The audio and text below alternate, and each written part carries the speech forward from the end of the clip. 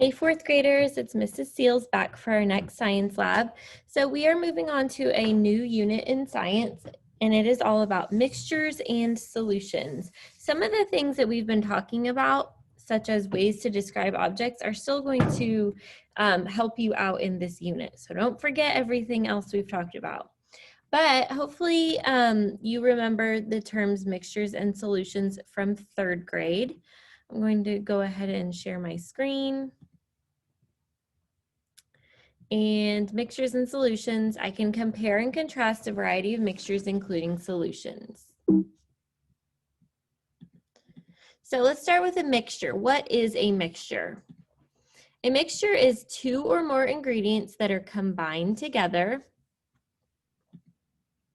and it can be easily separated. By easily separated, we mean that we can separate it either by using our hands or a simple tool. No heat is required. Evaporation is not required. They can be easily separated, okay?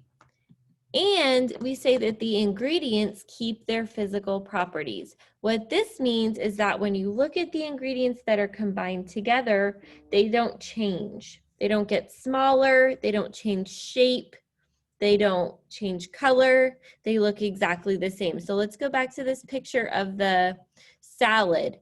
The salad is an example of a mixture because all of these different ingredients keep their physical properties. They're combined together, but look, those tomatoes still look like tomatoes, right?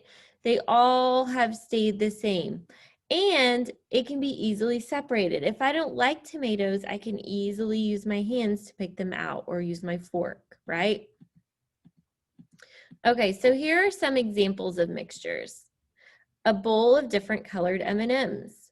We have two or more ingredients, they're combined together. They have kept their physical properties. They haven't gotten smaller or changed size or shape or color, and I can easily separate them. If I just want to eat the blue M&Ms, I can easily pick the blue M&Ms out. We have the Chex Mix or trail mix, sand and rocks, and a salad. All of these are examples of mixtures. Oh, and also oil and water, and we'll come back to that, because it's important that you realize that mixtures can be made up of solids, liquids, or gases, and a combination of those. This is two liquids, but the reason it is a mixture is because the oil is less dense than water and floats on top. All right, so how can we separate mixtures? So today in lab, what you're going to be doing, or for the kids that are in lab, you are going to be creating mixtures and then choosing a tool that will separate them the easiest. So when you're choosing what tool will separate a mixture the easiest, what you have to do is you have to think about how the physical properties in the ingredients are different, all right? And I'll explain what that means in just a minute. And that's what I just said. Think about how the ingredients are different from each other. Here's the tools we use to separate mixtures. The first one looks like this. It's called a paper filter. You might have heard it called a coffee filter.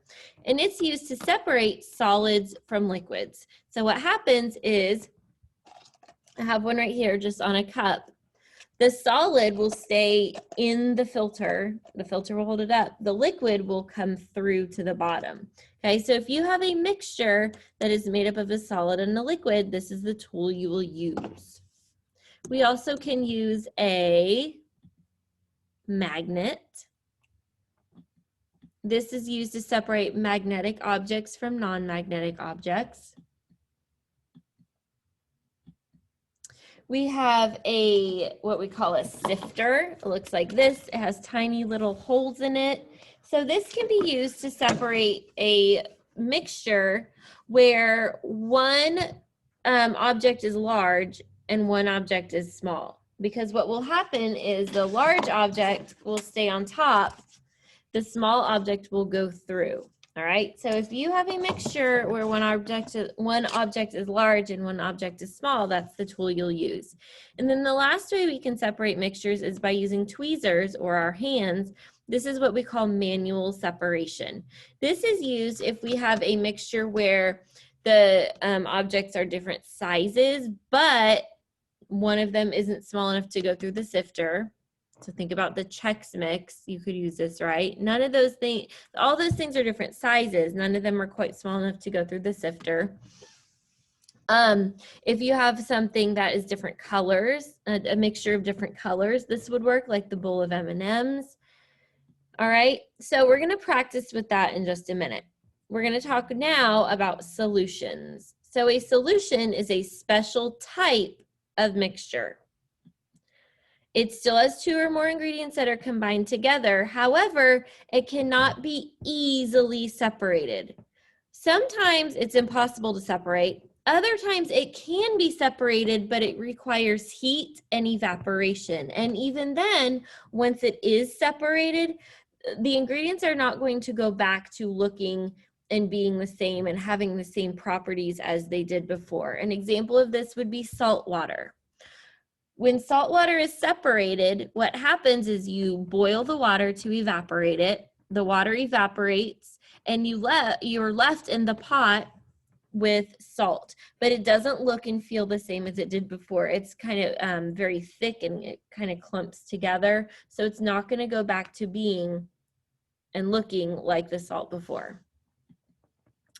And one or more of the ingredients does not keep its physical properties. So we have something that changes. Maybe it gets smaller, maybe it changes shape, maybe it changes color. And we have one or more ingredients that dissolves into the other. So let's talk about the word dissolve. Make sure we all understand what dissolve means. Dissolve means to break down into very, very small pieces and mix in completely and evenly with the other substance. There's a picture of Kool-Aid to remind you this. In this solution, we have something that dissolves. The Kool-Aid powder dissolves into the water. It breaks down into very, very small parts. It's completely and evenly distributed. What I mean by that is if I were to take a scoop out, I'm not going to get just Kool-Aid mix or just water, right? I'm going to get an even distribution of both. When I look at this, it's all one color. We say it's uniform. I can't see where just water is. I can't see where just Kool-Aid mix is. It's evenly distributed, okay? Dissolve does not mean disappear, okay? The Kool-Aid mix did not disappear. It's still there. I can tell that it's there because the water is now red. If it were really in front of me, I could tell it's there because I could smell it and I could taste it. So it did not disappear. It dissolved. It broke down into tiny, tiny, tiny pieces that you cannot see anymore, and it completely and evenly distributed in with the water. Okay? Please make sure you are not saying that something dissolved and it disappeared. It did not disappear. It's still there. It just looks different. Okay? And dissolve is not the same thing as melt. In order to melt something, you have to add heat. We're not adding heat in this activity or in anything dissolving. That's melting. We are dissolving, okay? Here's some examples of solutions. There's our Kool-Aid mix and water. Shampoo is a solution. If you read the ingredients on the back, it lists multiple different ingredients. They are combined together. Things dissolve among one another. It would be impossible to separate, right? Salt water is a solution. You have two or more ingredients. They're combined together. The salt dissolves into the water. We could separate it, but it would not be easy. It would require heat and evaporation. And again, the ingredients would not go back to looking how they do before they're combined. Metal, different types of metals are a solution made up of other types of metals. Soda is a solution. This is actually a solution that's made up of a liquid and a gas. And the gas, called carbon dioxide, is dissolved into the liquid. That's what those bubbles come from. So anything you drink that has bubbles in it, like soda, or now all those, you know, bubbly, sparkly waters are very popular. That's also a solution made up of a gas and a liquid. And a birthday cake, or really anything you bake, is a solution as well, because you have multiple ingredients, they're combined together, they lose their physical properties. The eggs don't look like eggs anymore, the sugar doesn't look like sugar anymore, and they're combined together, and it would be impossible to separate. So make sure when you're talking about a solution, you don't say that they can't be separated, you say that they cannot be easily separated, because again, there are some solutions that can be separated, such as the salt water. It's just not easy. It involves heat and evaporation, and the ingredients go back, they don't go back to looking and having the same properties as they did before they were combined, okay? So we say they cannot be easily separated. All right, so we're gonna play a game, mixture or solution. We have 6 pictures. First one is a basket of vegetables, mixture or solution. I'll give you a second to think about it. You should be asking yourself, did the ingredients keep their physical properties? In other words, do they look the same? And can I easily separate it? So this basket of vegetables, this would be a mixture. And the reason I know that is because these vegetables look the same. They did not lose their physical properties. That still looks like a carrot. That still looks like broccoli, right? If I decide I don't want corn, I can easily take it out with my hands. It is a mixture. Then we have a milkshake. Mixture or a solution? A milkshake is a solution. The reason it's a solution is because you have several ingredients, they're combined together, some of them dissolve, and they lose their physical properties. The milk doesn't look like milk anymore, the ice cubes don't look like ice cubes, and it would not be easy, actually, it would be impossible to separate them, right? Food coloring and water, mixture or solution? This is a solution. The food coloring dissolves in the water. This one hasn't quite dissolved all the way, but if you were to stir it up for a couple more seconds, give it a little bit to settle, you would have an even distribution. The food coloring would be completely distributed in the water. If I took a scoop out, I would get an even mix of both water and food coloring, and it would be impossible to separate. Here I have, oh, I almost gave you the answer. A box of toys. Is that a mixture or a solution? This is a mixture. I can easily separate them. The ingredients have kept their physical properties. A bowl of candy. A bowl of candy would be a mixture. The ingredients have kept their physical properties. I can easily, if I don't like Snickers, I could take out Snickers. And then the last one is dishwater. So this is made by taking your water, your dish soap. Is that a mixture or a solution? The answer is a solution. The dish soap dissolves in the water. It evenly distributes. If I scooped some out, I wouldn't get just water or just dish soap. I would get an even distribution of both, and I would not be able to separate it. All right? Good job. So what we are going to do now is I am going to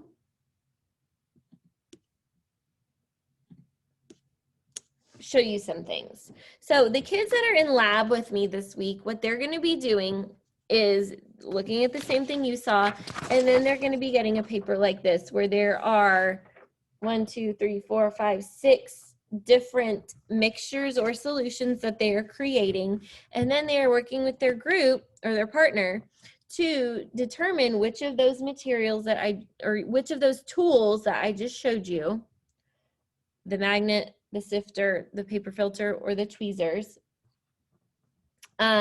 which of those would easily and most efficiently separate the mixture, okay? However, so when we're thinking about which tool we're going to use, we need to be thinking about how the physical properties of the ingredients are different, all right? So our first mixture that we're going to make is iron filings and sand. Iron filings are little tiny pieces of iron. I'll see if you can see. They kind of look like pepper, but they're iron. Iron is a type of metal that hopefully you remember something about. So I'm going to make my mixture. Here's my iron filings. Oh, there you go. I'm going to add some sand. Okay, so I have my two ingredients. I need to combine them together.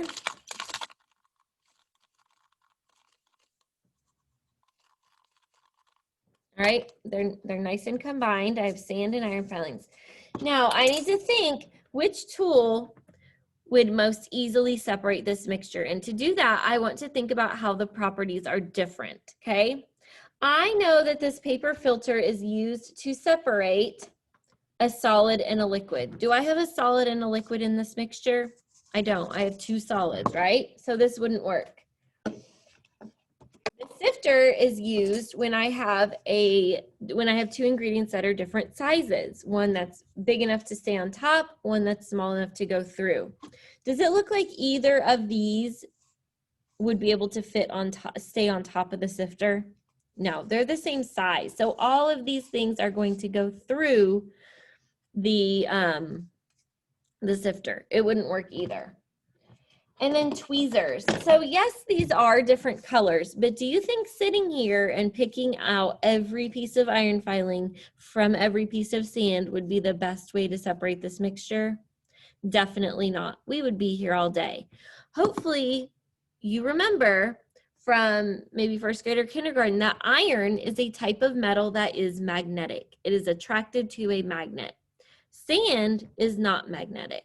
So because we have one ingredient that is magnetic and one ingredient that is not magnetic, we can use a magnet to separate this mixture. So I will show you how to do that.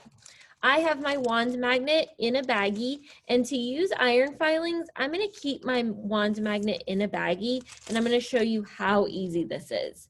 I'm going to put my wand magnet in the mixture. And you can see that it is picking up all the iron from this mixture because iron is magnetic and sand is not. I'm going to give it a couple more little swishes, make sure I'm getting all of the iron filings, but not the sand. Okay, now look at this. My sand is left in the cup. It is not attracted to my magnet. And I have all my iron filings stuck to my magnet. Now look, instead of sitting here and picking off all the iron filings, I'm going to find my cup of iron filings. I'm going to hold my magnet over it. And all now I'm going to do is take the magnet out of the bag. And my iron filings just fall back into the cup. Isn't that cool? Isn't that much easier than sitting there and picking out all the iron filings from the off the magnet? Much easier, right? All right, so because our iron filings and magnet were able to be easily separated, or I'm sorry, because our iron filings and sand were able to be easily separated by using a tool, no heat, no evaporation, both ingredients kept their physical properties. The sand still looks like sand. The iron filings still look like iron filings. Is it a mixture or a solution? Hopefully you said that the iron filings and sand were a mixture. They were easily separated using our magnet, so that makes them a mixture. Both ingredients kept their physical properties. That makes it a mixture as well. So on this recording sheet, I've recorded magnet, mixture. Our next mixture that we're going to separate and talk about is rocks and sand. So, all right, here are my rocks. I'm going to pour some in here. Here is my sand, same sand I just used. All right, I have my 2 ingredients. I'm combining them.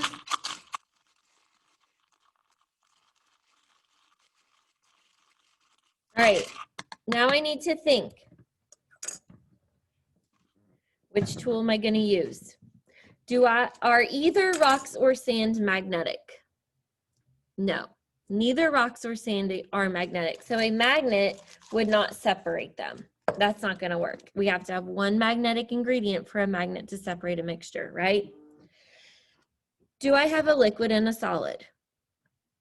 I don't. I have 2 solids. So would a coffee filter work? It wouldn't. Could I use tweezers or my hand and sit here and pick out all the rocks from the sand? I could. Would that be fast? Definitely not.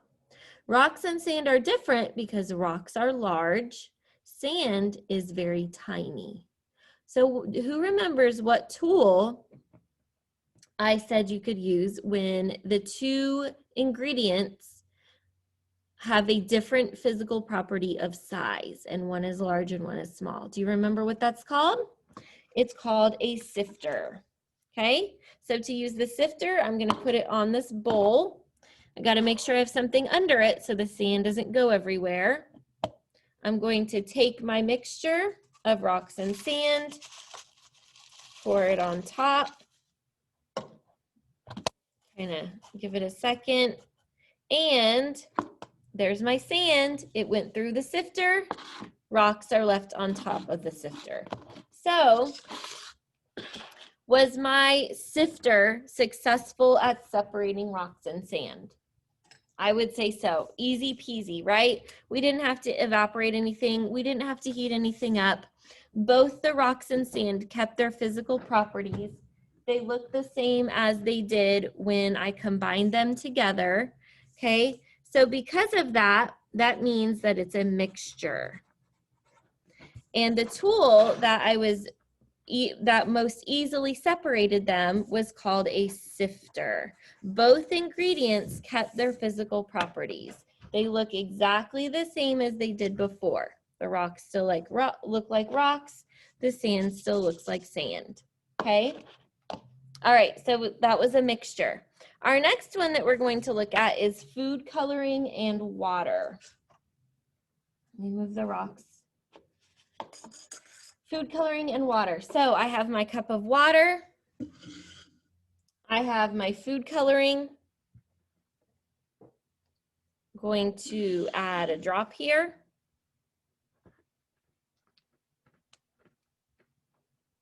Noticing it's already spreading out. It's losing its physical properties.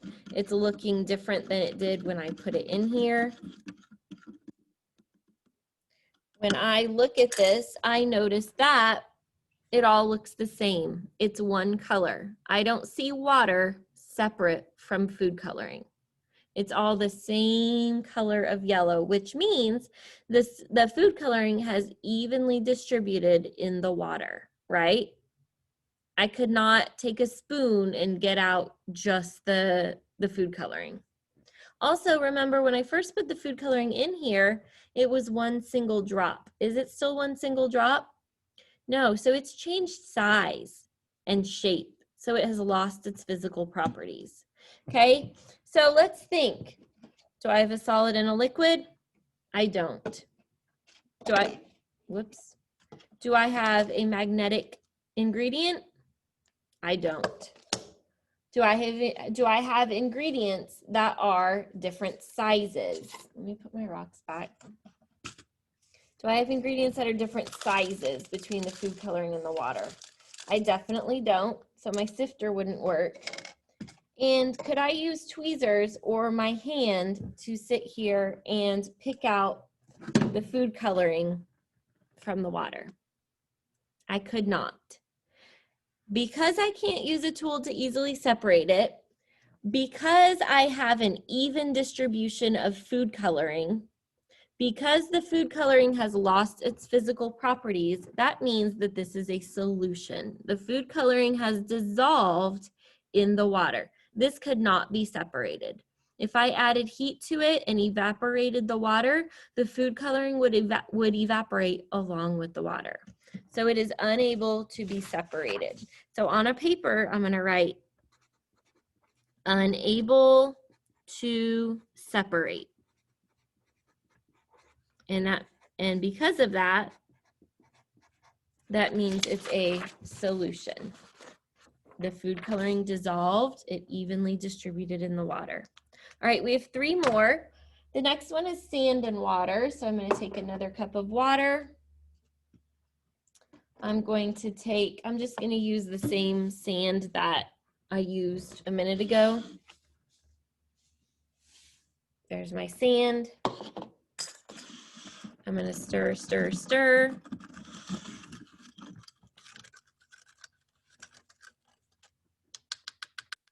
All right, let's look at our sand and water. First question we want to know, did the sand dissolve in the water? The answer to that is no. Sand does not dissolve in water. Sand is tiny, tiny rocks. Rocks do not dissolve in water. I can tell it didn't dissolve because I don't have an even distribution. All of my sand is down here at the bottom. All my water's up here at the top. The sand and the water have both kept their physical properties. They don't look different. The sand did not get smaller. Okay, I don't have an even distribution. It's not all one color. So the sand did not dissolve. So that means I have a mixture. So now I need to figure out how to separate this mixture. Do I have a magnetic and a non-magnetic ingredient? I don't, right? Sand and water are not magnetic. Do I have a small and a large object? I don't, right? Both the sand and the water are going to go through the sifter. Could I sit here with tweezers or my hands and pick out all of the sand? Maybe. Would it take forever? Also maybe. But do I have a solid and a liquid ingredient? I do. So let's see.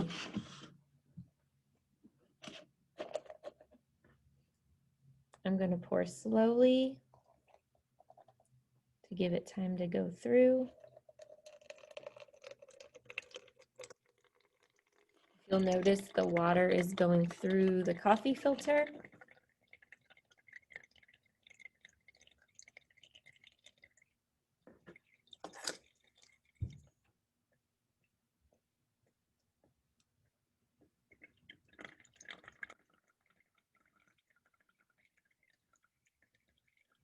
I'm going to kind of use my spoon to scoop the sand out. It got stuck in the bottom.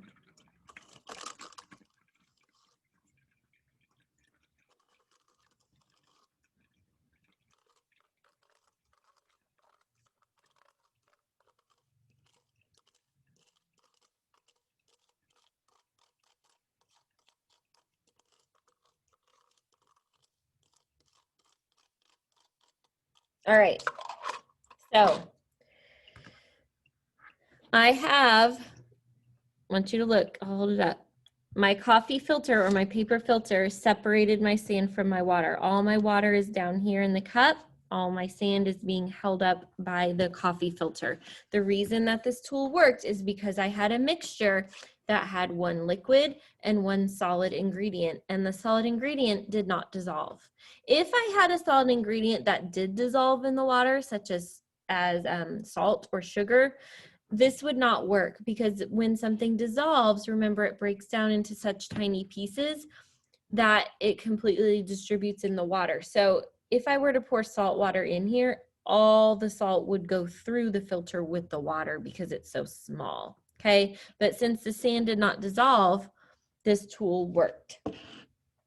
So because it was easily separated, without using heat or evaporation because both the ingredients kept their physical properties and nothing dissolved. That makes sand and water a mixture. And we separated it using a paper filter. All right, so I wrote paper filter, mixture. All right, we have 2 more mixtures. The next one is paper clips and beads.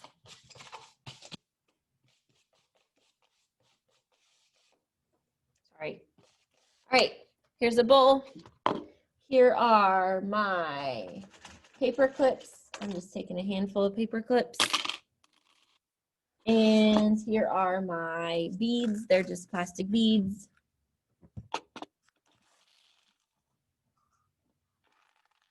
Somehow some rocks got in here. How'd that happen?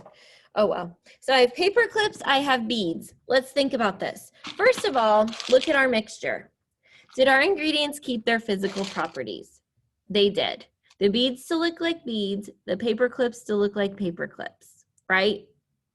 Nothing got smaller, nothing changed color.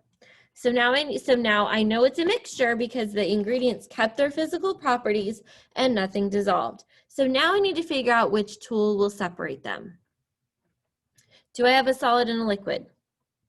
No. Paper clips and beads are both solids. Will either of them go through the sifter? Nope, both too big. Could I sit here with my hands and pick out all the beads or all the paper clips? Maybe. It would take forever. Do I have one ingredient that's magnetic? Hopefully you remember from 2nd and 1st grade, paper clips are magnetic. They are made from a type of metal that is magnetic. Let's try it out. I don't need the baggie on my magnet. That's just for when I'm using the iron filings. So look, I'm going to take my magnet. There's my mixture.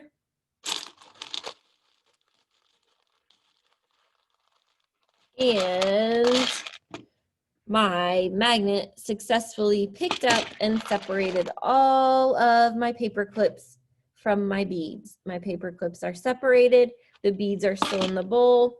That means that it was successful, okay? So because it was easily separated using a magnet, the ingredients kept their physical properties. Nothing dissolved. That makes it a mixture. All right. Last one is Kool-Aid mix and water. If you've been paying attention, you should already know the answer to this one, right? Here's our water. Here's my Kool-Aid mix, just some powder. I'm going to get a little scoop. Let me put it so you can see. There you go. Get a little scoop of Kool-Aid mix. Put it in my water. I'm going to stir. It smells good. It's making me thirsty.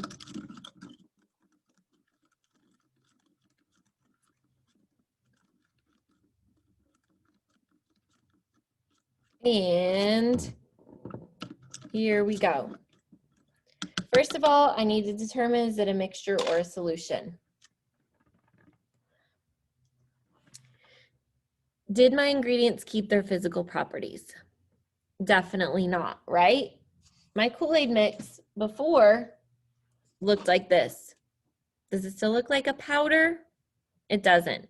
So, and also remember my water was clear water. So both my ingredients changed physical properties, right? Also, my Kool-Aid mix dissolved. And I know it dissolved is because when I look at this, I cannot see a separation of water and Kool-Aid mix. I see an even distribution of Kool-Aid mix. This entire thing is the same color, which means I have an even distribution. If I were to scoop some out, I wouldn't just get water or just get Kool-Aid mix. I'd get an even distribution of both. Okay, so because the ingredients have lost their physical properties, because the Kool-Aid mix dissolved, that tells me that this is a solution, okay? So that means it cannot be easily separated. I do not have something that would stay on top of the sifter. This whole thing would go through. I don't have a magnetic ingredient. I don't have a solid and a liquid. I did have a solid, but it dissolved. So it would all go through here. And I definitely could not use my hands or tweezers to pull out the Kool-Aid powder because it is so small, I cannot see it. And it's broken down and evenly distributed. The only way to separate Kool-Aid mix from water would be to heat this up. The water would evaporate. The Kool-Aid mix would be left behind. However, it would not go back to look like this. It would be a very thick, sticky, kind of almost like a candy or a syrupy substance. So it wouldn't go back to having its same physical properties, okay? So because we had a material that dissolved, because the materials did not keep their physical properties, because it cannot be easily separated, that makes it a solution. All right, so I think that's the end of this activity for today. I hope that you had fun with mixtures and solutions, and I will see you next time. Bye, guys.